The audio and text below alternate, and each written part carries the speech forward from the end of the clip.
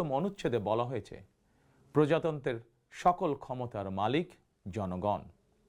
কিন্তু পতিত পরাজিত বিতাড়িত ফ্যাসিস্ট চক্র জনগণের কাছ থেকে রাষ্ট্রের মালিকানা কেড়ে নিয়েছিল জনগণের সকল গণতান্ত্রিক রাজনৈতিক অধিকার। অবশেষে দীর্ঘ আন্দোলন সংগ্রামের ধারাবাহিকতায় হাজারো প্রাণের বিনিময়ে জনগণের কাছে রাষ্ট্রের মালিকানা ফিরিয়ে দেওয়ার এক মাহেন্দ্রক্ষণ আমাদের সামনে উপস্থিত। আগামী 12ই ফেব্রুয়ারি অনুষ্ঠিত হতে যাচ্ছে গণতান্ত্রিকামী জনগণের বহুল আকাঙ্ক্ষিত জাতীয় নির্বাচন। প্রিয় দেশবাসী, রাষ্ট্র, রাজনীতি এবং সরকারে জনগণের অধিকার প্রতিষ্ঠার এই শুভ সময় মহান আল্লাহর দরবারে শুকরিয়া আদায় করে আমি আপনাদের সামনে কয়েকটি কথা বলতে চাই। গণতান্ত্রিকামী জনগণের সামনে এমন একটি শুভ সময় হঠাৎ করেই আসেনি। এর জন্য বাংলাদেশ জাতীয়তাবাদী দল বিএনপি সহ গণতন্ত্রের পক্ষের সকল রাজনৈতিক দল এবং গণতান্ত্রিকামী জনগণকে দীর্ঘ 1.5 দশকেরও বেশি সময় ধরে আন্দোলন সংগ্রাম করতে হয়েছে। ফ্যাসিবাদ বিরোধী এই ধারাবাহিক আন্দোলনে হাজার হাজার মানুষকে গুম, খুন, অপহরণ করা হয়েছিল। আয়নাঘর নামক এক বর্বর বন্দিখানা যেন হয়ে উঠেছিল জ্যান্ত মানুষের কবরস্থান। শুধুমাত্র 2024 সালে ছাত্র জনতার ঐতিহাসিক গণ অভ্যুত্থানেই 14 শতাধিক মানুষকে হত্যা করা হয়েছে। আহত হয়েছেন কমপক্ষে 30,000 মানুষ। বাংলাদেশের জন্মযুদ্ধ থেকে আজ পর্যন্ত দেশে গণতন্ত্র এবং মানুষের অধিকার প্রতিষ্ঠার জন্য বিভিন্ন সময় যারা শহীদ হয়েছেন তাদের মাগফিরাত কামনা করছি। যারা আহত হয়েছেন তাদের প্রতি জানাই গভীর সহানুভূতি এবং সহমর্মিতা। হতাহতদের শোক সন্তপ্ত পরিবারের প্রতি জানাই গভীর সমবেদনা। প্রিয় দেশবাসী, 1971 সালের স্বাধীনতা অর্জনের যুদ্ধ, 1975 সালের 7ই নভেম্বরের আধিপত্যবাদ ও তাবেদার অপশক্তি বিরোধী বাংলাদেশ, 90-এর স্বৈরাচার বিরোধী আন্দোলন, শাপলা চত্বরের গণহত্যা কিংবা সর্বশেষ 2024 সালের স্বাধীনতা রক্ষার যুদ্ধ, ইতিহাসের এমন প্রতিটি বাঁকে হাজারো লক্ষ মানুষ অকাতরে জীবন দিয়েছেন। একটি প্রাণের সমাপ্তির মধ্যে দিয়ে একটি পরিবারের স্বপ্ন ও সম্ভাবনা, আশা আকাঙ্ক্ষারও মৃত্যু ঘটে। এই মানুষগুলো কেন এমন অকাতরে জীবন দিয়েছিলেন? কি ছিল তাদের চাওয়া? কোনো কিছু দিয়েই মৃত্যুর প্রতিদান হয় না। তাহলে কি এত প্রাণের বিসর্জন বৃথা হয়ে যাবে? না, অবশ্যই বৃথা যেতে দিতে পারি না। আমরা যারা এখনো আল্লাহর রহমতে বেঁচে আছি, আমাদের উচিত সকল শহীদদের আকাঙ্ক্ষিত বাংলাদেশ প্রতিষ্ঠা করা। একটি ন্যায়ভিত্তিক, মানবিক, নিরাপদ, গণতান্ত্রিক বাংলাদেশ প্রতিষ্ঠার মাধ্যমে আমরা দেশ এবং জনগণের জন্য উৎসর্গকৃত সকল প্রাণের প্রতিদান দেবার চেষ্টা করতে পারি। প্রিয় দেশবাসী, বাংলাদেশ প্রায় 20 কোটি মানুষের জনবহুল দেশ। দেশের মোট জনশক্তির অর্ধেকের বেশি নারী।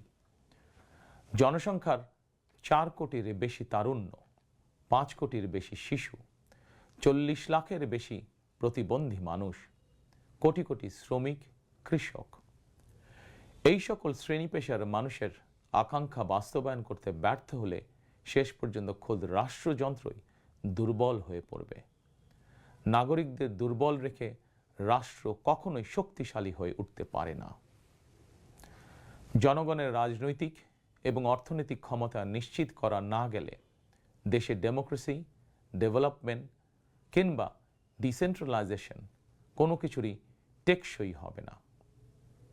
আমি মনে করি জনগণের রাজনৈতিক ক্ষমতায়নের পূর্ব শর্ত নাগরিকদের সরাসরি ভোটের অধিকার প্রয়োগের মাধ্যমে স্থানীয় পরিষদের মেম্বার থেকে শুরু করে জাতীয় সংসদ সদস্য পর্যন্ত প্রতিনিধি নির্বাচনের ক্ষমতা অর্জন।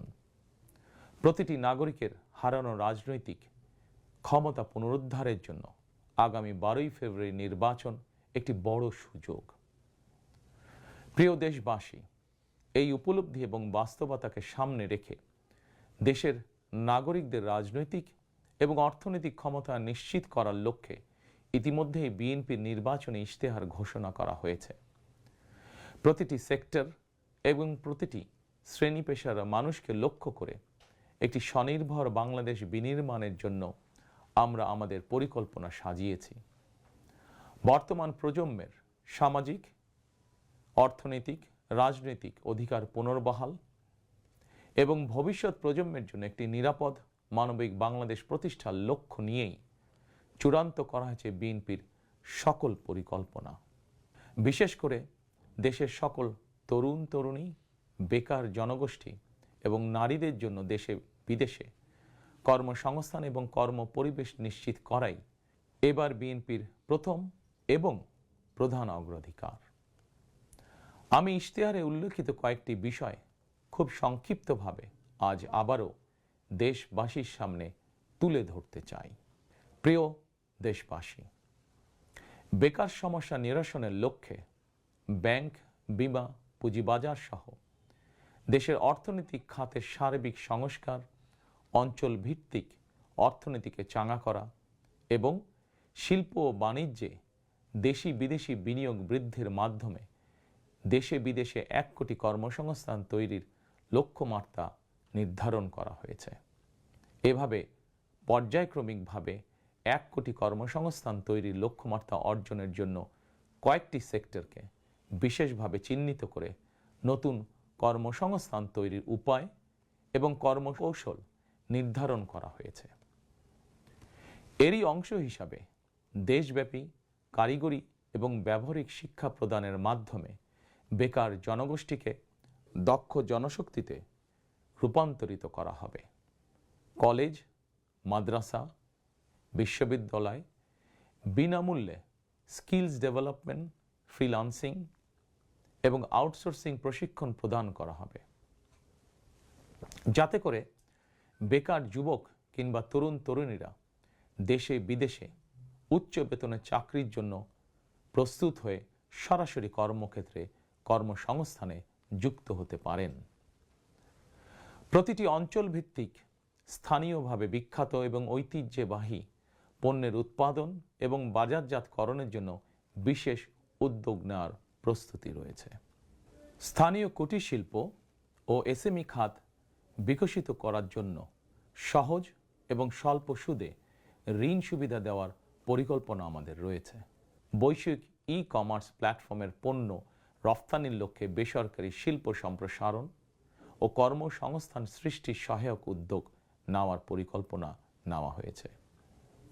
সাইবার নিরাপত্তা, outsourcing, data processing, artificial intelligence, semiconductor সহ আইটি সেক্টরে নতুন শিল্প গড়ে তোলার পরিকল্পনা নেওয়া হয়েছে। এইসব সেক্টরে প্রতি বছর সরাসরি 2 লক্ষ এবং ফ্রিল্যান্সিং, ক্রিয়েটিভ ইন্ডাস্ট্রি ও কন্টেন্ট ক্রিয়েশনের মাধ্যমে পরোক্ষভাবে আরও 8 লক্ষ কর্মসংস্থান তৈরির লক্ষ্যমাত্রা নির্ধারণ করা হয়েছে। প্রিয় দেশবাসী, বিভিন্ন পরিসংখ্যান অনুযায়ী বর্তমানে দেশে বেকারের সংখ্যা 27 লাখের বেশি। এর মধ্যে প্রায় 9 লক্ষ রয়েছেন স্নাতক ডিগ্রিধারী উচ্চশিক্ষিত বেকার। এদের মধ্যে প্রায় 22% তরুণ তরুণী কোনো প্রকার শিক্ষা, চাকরি ও প্রশিক্ষণে সম্পৃক্ত নয়। এই বিপুল সংখ্যক বেকারের অধিকাংশই 15 থেকে 29 বছর বয়সী।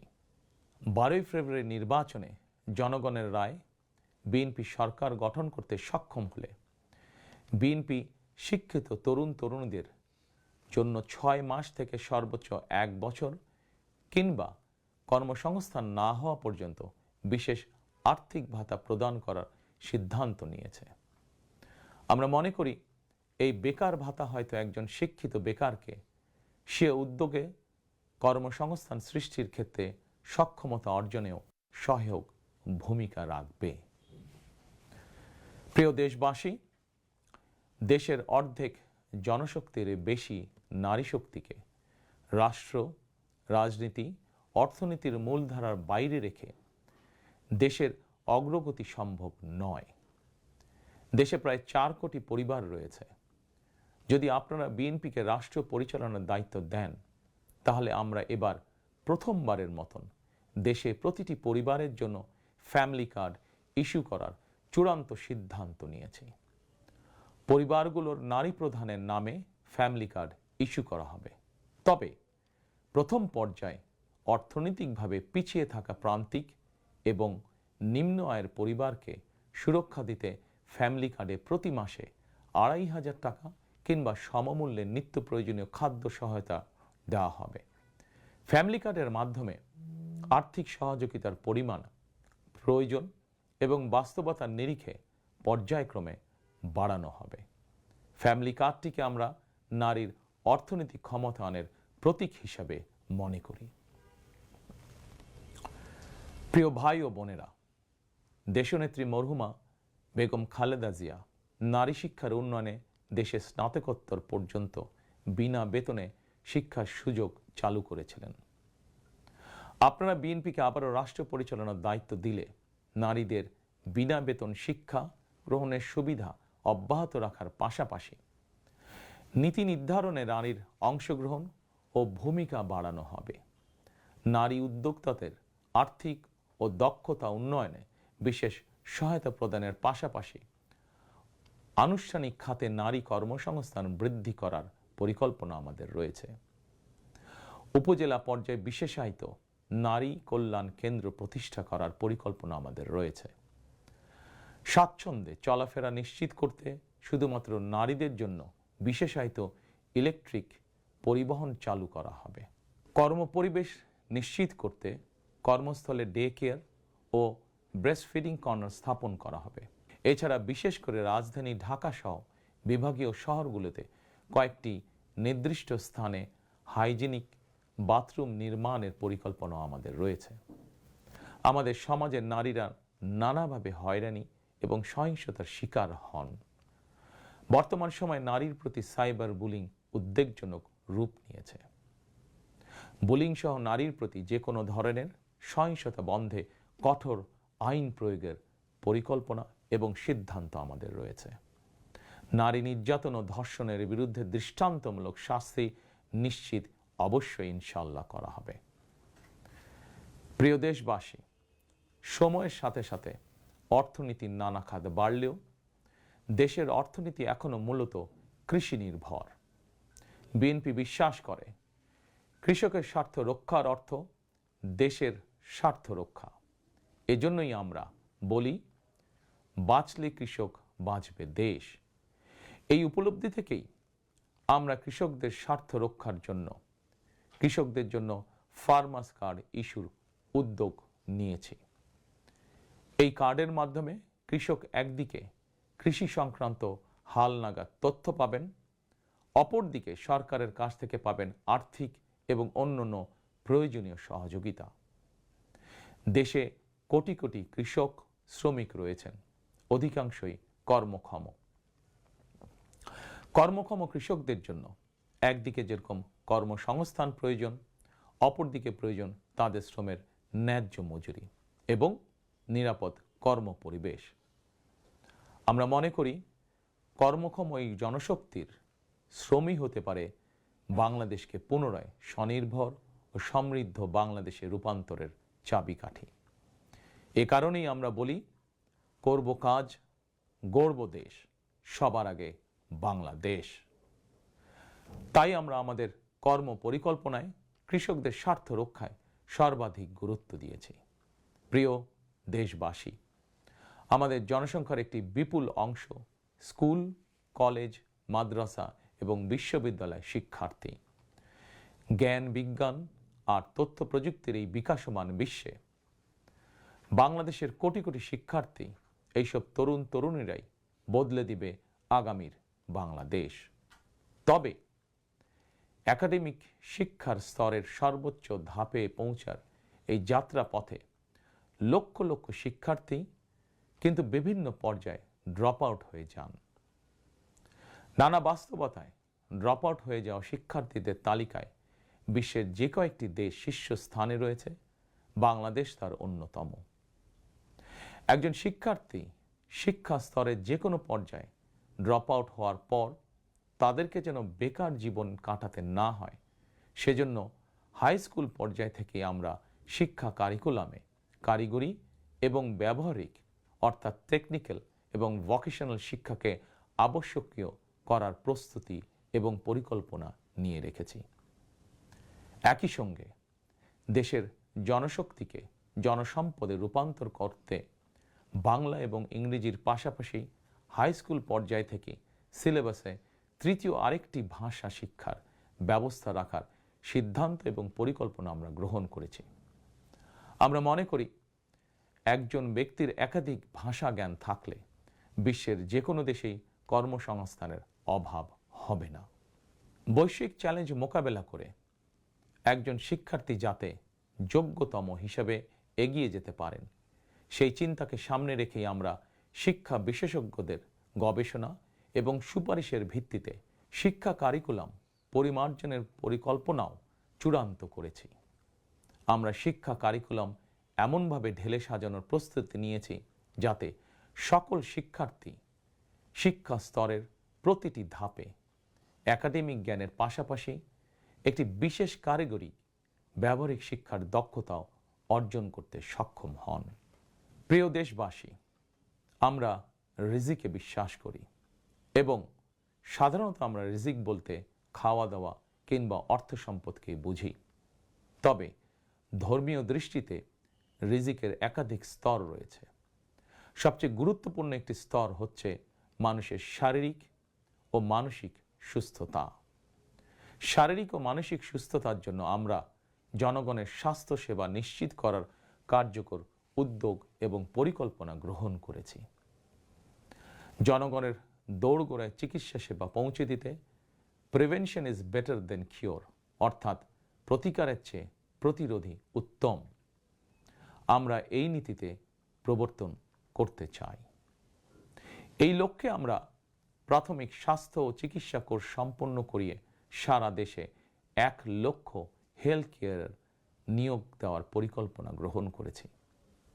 নিয়োগ পাওয়া হেলথ কেয়ারদের শতকরা 80% হবেন নারী সদস্য। প্রতিটি ইউনিয়ন পর্যায়ে নিয়োগ পাওয়া হেলথ কেয়ারগণ মানুষের দৌড়গোড়ায় যাবেন এবং তাদেরকে প্রাথমিক চিকিৎসা ও পরামর্শ দেবেন। আমরা মনে করি কোনো রোগ প্রতিরোধের ব্যাপারে প্রাথমিক পর্যায়ে সঠিক পরামর্শ পেলে অনেক রোগী শুরুতেই নিরাময় করা সম্ভব হয়ে ওঠে। প্রিয় দেশবাসী, বিজ্ঞান ও তথ্য প্রযুক্তির বর্তমান বিশ্ব আরও এক ধাপ এগিয়ে এখন কৃত্রিম বুদ্ধিমত্তার যুগে প্রবেশ করেছে। চাইলেও কারো পক্ষে এর প্রভাব থেকে মুক্ত থাকা সম্ভব নয়। রাজনীতি, রাষ্ট্রনীতি, অর্থনীতি সবকিছুই এখন তথ্য প্রযুক্তিকে ঘিরেই আবর্তিত হচ্ছে। সুতরাং তথ্য প্রযুক্তির বিশ্ব শাসন করার মতন মেধা, যোগ্যতা, জ্ঞানে, বিজ্ঞানে আমাদের তরুণ সমাজ সমৃদ্ধ না হতে পারলে ভবিষ্যতের চ্যালেঞ্জ মোকাবেলা আমাদের পক্ষে অসম্ভব হয়ে পড়বে। এই চ্যালেঞ্জ মোকাবেলায় রাষ্ট্রীয় নীতি কী হবে, বিএনপি ইতিমধ্যেই সেই সব কার্যক্রম চূড়ান্ত করেছে। আইসিটিকে দেশের অন্যতম থ্রাস্ট সেক্টর হিসেবে চিহ্নিত করে ফ্রিল্যান্সিং এবং আউটসোর্সিং সহ তথ্য প্রযুক্তি খাতকে রাষ্ট্রীয়ভাবে সহযোগিতা করার নীতিমালা চূড়ান্ত করেছে বিএনপি।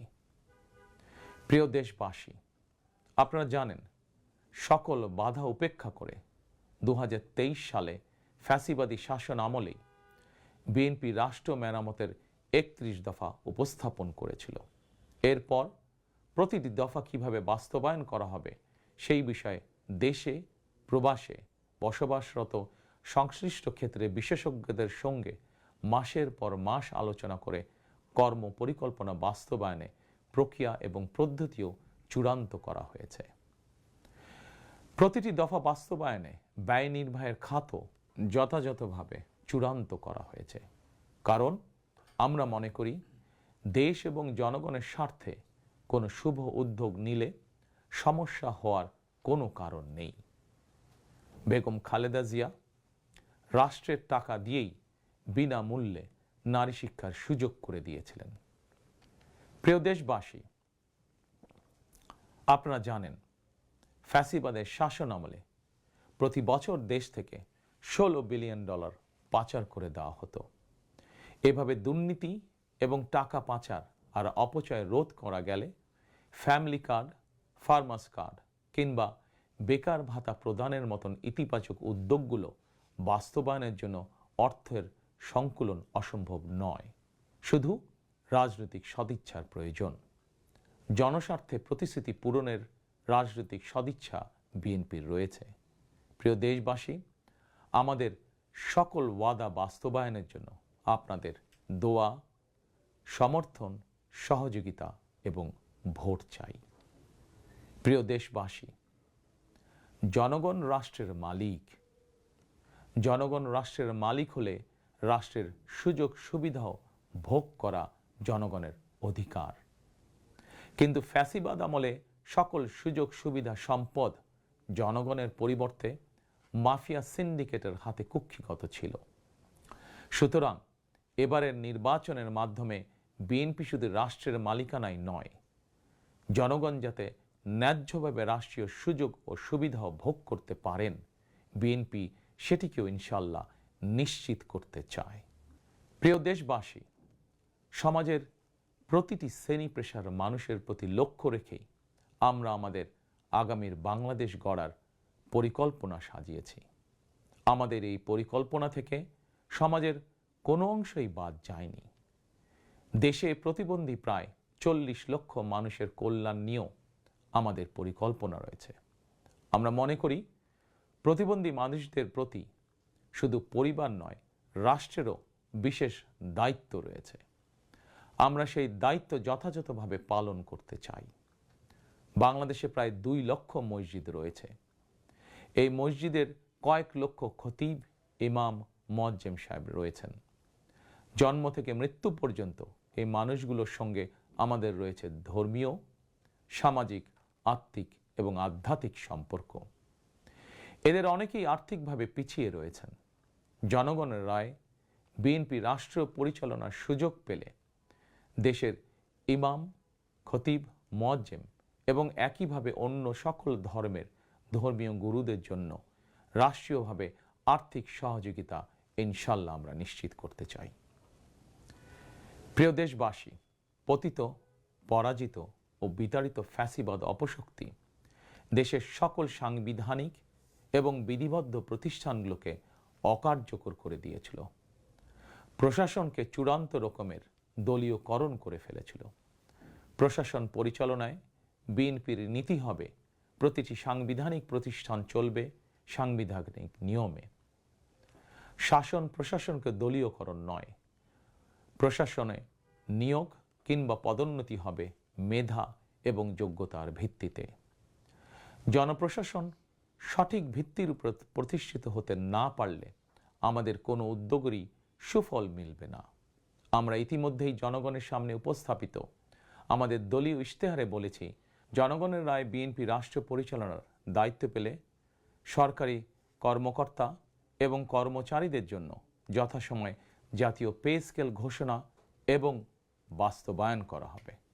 প্রিয় দেশবাসী, বিশ্বের বিভিন্ন দেশে প্রায় 1.5 কোটি প্রবাসী বাংলাদেশির বসবাস। প্রবাসীরা অনেকেই বাংলাদেশে তাদের প্রিয় পরিবার পরিজন ছেড়ে বিশ্বের বিভিন্ন দেশে বসবাস করেন। বৈদেশিক আয়ের ক্ষেত্রে বাংলাদেশে গার্মেন্টস সেক্টরের পরই প্রবাসী বাংলাদেশিদের অবদান। কিন্তু দেশে প্রবাসীদের সুযোগ সুবিধা, সম্মান এবং মূল্যায়নের ক্ষেত্রে তাদের অভিযোগ দীর্ঘদিনের। দেশে বিদেশে প্রবাসীদের সম্মান, সুযোগ সুবিধা, সুরক্ষা, অধিকার নিশ্চিত করার লক্ষ্যে এবার আমরা প্রবাসী কার্ড প্রবর্তনের পরিকল্পনা গ্রহণ করেছি। এই কার্ডের মাধ্যমে দেশে প্রবাসীদের অর্থনৈতিক বিনিয়োগ সুরক্ষা এবং বিমানবন্দরে তাদের হয়রানি বন্ধ সহ কয়েকটি সুবিধা বিদ্যমান থাকবে ইনশাআল্লাহ।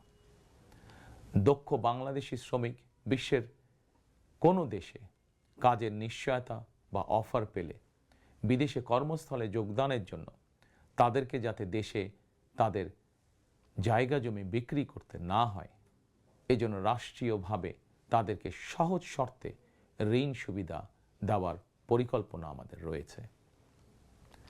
প্রিয় দেশবাসী, বাংলাদেশের 90% বেশি মানুষ মুসলমান। মহান আল্লাহর দরবারে আমাদের সকলের একটাই প্রার্থনা, রব্বানা আতিনা ফিদ দুনিয়া হাসানাতান ওয়া ফিল আখিরাতি হাসানাতান ওয়া কিনা আযাবান নার।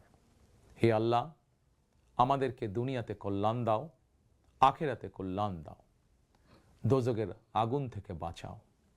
শহীদ প্রেসিডেন্ট জিয়াউর রহমান সংবিধানে সর্বশক্তিমান আল্লাহর উপরে পূর্ণ আস্থা ও বিশ্বাস, এই কথাটি সন্নিবেশিত করেছিলেন।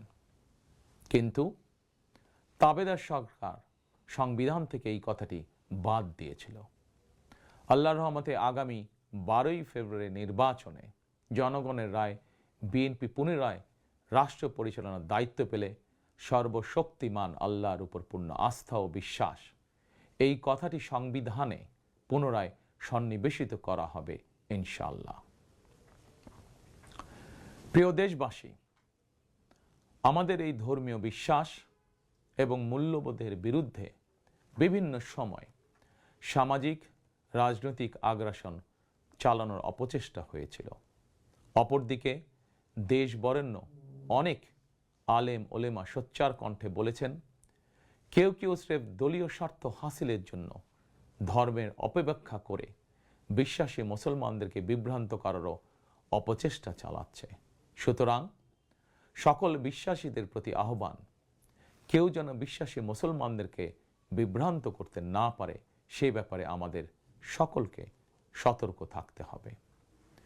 বিএনপি এমন একটি নিরাপদ বাংলাদেশ গড়তে চায় যেখানে মুসলমান, হিন্দু, বৌদ্ধ, খ্রিস্টান, বিশ্বাসী, অবিশ্বাসী কিংবা সংশয়বাদী, পাহাড়ে কিংবা সমতলে বসবাসকারী প্রতিটি নাগরিক নিরাপদ থাকবে। 1971 সালের স্বাধীনতা যুদ্ধ সময় কে কোন ধর্মের, এটি কোনো জিজ্ঞাসা ছিল না। 2024 সালের স্বাধীনতা রক্ষার যুদ্ধেও কে কোন ধর্মের, কার কি ধর্মীয় পরিচয়, এটি কোনো জিজ্ঞাসা ছিল না। আমরা মনে করি ধর্ম যার যার, রাষ্ট্র সবার। প্রতিটি ধর্মের মানুষ নিজ নিজ ধর্মীয় বিশ্বাস এবং রীতি অনুযায়ী যার যার ধর্ম পালন করবেন। এটি একটি আধুনিক সভ্য সমাজের রীতি। সকল নাগরিকের শান্তি এবং নিরাপত্তা নিশ্চিত করা রাষ্ট্রের দায়িত্ব। ধর্ম যার যার, নিরাপত্তা পাবার অধিকার সবার। প্রিয় দেশবাসী, দেশের গত 55 বছরের ইতিহাসে এটি বারবার প্রমাণিত হয়েছে, দেশের গণতান্ত্রিকামী জনগণ তাদের স্বাধীনতা হরণকারী স্বৈরাচার, ধর্মীয় চরমপন্থা কিংবা উগ্রবাদ কোনোটিকেই পছন্দ করে না। নিজ নিজ ধর্মীয় বিশ্বাস এবং সংস্কৃতি বজায় রেখেই যাতে আমরা সকলে মিলেমিশে একটি নিরাপদ বাংলাদেশ গড়তে পারি, এ লক্ষ্যেই স্বাধীনতার ঘোষকের যুগান্তকারী রাজনৈতিক দর্শন ছিল বাংলাদেশী জাতীয়তাবাদ। দল, মত, ধর্ম, বর্ণ নির্বিশেষে এই বাংলাদেশ আমাদের সবার, আমরা সবাই বাংলাদেশী। প্রিয় দেশবাসী, দেশের জনগণের সমর্থনে বিএনপি অতীতে বহুবার রাষ্ট্র পরিচালনার সুযোগ পেয়েছে। স্বাধীনতার ঘোষক জিয়াউর রহমান রাষ্ট্র পরিচালনার দায়িত্ব পেয়ে দেশকে স্বনির্ভর বাংলাদেশ হিসাবে গড়ে তুলেছিলেন। বাংলাদেশের স্বার্থের পক্ষে থাকার কারণেই তাকে শাহাদাত বরণ করতে হয়েছে। আমার মা মরহুমা বেগম খালেদা জিয়া, যাকে বাংলাদেশের জনগণ অর্থাৎ আপনারাই দেশনেত্রী উপাধি দিয়েছিলেন, তিনি কখনোই আপনাদের সম্মানের অমর্যাদা করেননি। জীবনের শেষ বয়সে এসেও তিনি জেল জুলুম বরণ করেছেন, কিন্তু বাংলাদেশের স্বার্থের সঙ্গে আপোষ করেননি। সন্তান হিসাবে আমি জানি তার কাছে অনেক প্রস্তাব এসেছিল। তিনি চাইলেই সেই প্রস্তাব গ্রহণ করে জেল জুলুম এড়িয়ে বিদেশে চলে যেতে পারতেন, কিন্তু তার হৃদয় জুড়ে ছিল বাংলাদেশ। দেশের স্বাধীনতা প্রিয় গণতন্ত্রকামী জনগণের বিশ্বাস ছিল খালেদা জিয়া জালিমের কারাগারে থাকলেও তিনি তাবেদার অপশক্তির ভয়ের কারণ। খালেদা জিয়াও জনগণের বিশ্বাস এবং ভালোবাসার মর্যাদা দিয়েছিলেন। তিনি দেশেই থেকেছিলেন শেষ দিন পর্যন্ত। প্রিয় দেশবাসী, ফ্যাসিবাদ মুক্ত বাংলাদেশে আপসীন নেত্রী বেগম খালেদা জিয়া দেশে পুনরায় গণতন্ত্রকে প্রাতিষ্ঠানিক রূপ দিতে চেয়েছিলেন, জনগণের অধিকার প্রতিষ্ঠা করতে চেয়েছিলেন। দেশের স্বাধীনতা প্রিয় গণতন্ত্রকামী জনগণের সামনে খালেদা জিয়ার আকাঙ্ক্ষা পূরণের সেই সময় উপস্থিত। আগামী 12ই ফেব্রুয়ারি রাষ্ট্র ও সরকারের জনগণের অধিকার প্রতিষ্ঠার দিন। দেশনেত্রী খালেদা জিয়া জনগণের চূড়ান্ত বিজয় দেখে যেতে পারেননি। প্রিয় দেশবাসী, সারা দেশের সকল ছাত্র জনতা, কৃষক, শ্রমিক, রিক্সা চালক, গার্মেন্টস কর্মী, ফুটপাতের হকার থেকে শুরু করে শিক্ষক, সাংবাদিক, শিল্পী, বুদ্ধিজীবী, পেশাজীবী, শ্রমজীবী, সরকারি বেসরকারি চাকরিজীবী, ব্যবসায়ী কিংবা শিল্প উদ্যোক্তা এবং দেশের সকল মায়েরা, বোনেরা, সবার কাছে আমার বিনীত আবেদন, আপনারা যারা শহীদ জিয়াকে ভালোবাসেন, দেশনেত্রী বেগম খালেদা জিয়াকে ভালোবাসেন, স্বাধীনতা ও গণতন্ত্রকে ভালোবাসেন, আগামী 12ই ফেব্রুয়ারি জাতীয় নির্বাচনে আপনারা ধানের শীষকে বিজয় করুন। ধানের শীষের বিজয়ের অর্থ বাংলাদেশের বিজয়। ধানের শীষের বিজয়ের অর্থ স্বাধীন, সার্বভৌম, তাবেদার মুক্ত বাংলাদেশ। প্রিয় দেশবাসী, শহীদ জিয়া আর দেশনেত্রী বেগম খালেদা জিয়ার সাফল্য যাত্রা অব্যাহত রাখতে আমি আমার দলের নেতাকর্মীদেরকে সঙ্গে নিয়ে বিএনপির রাজনৈতিক, সামাজিক, অর্থনৈতিক কর্মসূচিগুলো বাস্তবায়নের জন্য দীর্ঘদিন থেকে হাতে কলমে প্রস্তুতি নিয়েছি। 2001 সালে যখন আপনাদের সমর্থনে বিএনপি রাষ্ট্র পরিচালনার দায়িত্ব পালন করেছিল, আমি তখন সরকারের অংশ হইনি। তবে বিএনপির একজন কর্মী হিসাবে সারা দেশে প্রতিটি জেলা, উপজেলা, গ্রাম, নগর, বন্দরে ঘুরেছি। আপনাদের স্থানীয় সমস্যাগুলো, সম্ভাবনাগুলো জানার, বোঝার চেষ্টা করেছি। পরিস্থিতির কারণে বিদেশে থাকতে বাধ্য হলেও হৃদয়, মন, সত্তা জুড়ে ছিল বাংলাদেশ, বাংলাদেশের জনগণ। আমি তাই বিদেশে অবস্থানকালীন সময়েও দেশের প্রতিটি এলাকায় আপনাদের সঙ্গে যোগাযোগ রাখার চেষ্টা করেছি। বিদেশ থেকে দেশে ফিরেও আমি আবারও এই স্বল্প সময় যতটুকু সম্ভব আপনাদের কাছে ছুটে গিয়েছি। আমি আপনাদের ভালোবাসা পেয়েছি, বিএনপির প্রতি আপনাদের আবেগ এবং ভালোবাসা উপলব্ধি করেছি। প্রিয় দেশবাসী, 12ই ফেব্রুয়ারি বিএনপির প্রতি আবারও আপনাদের ভালোবাসা প্রকাশের দিন। অতীতে আপনাদের সমর্থনে বিএনপি একাধিকবার রাষ্ট্র পরিচালনার দায়িত্ব পালন করেছে। দেশ পরিচালনা করতে গিয়ে সেই সময় কোনো কোনো ক্ষেত্রে হয়তো আমাদের অনিচ্ছাকৃত কিছু ভুল ত্রুটি হয়েছে।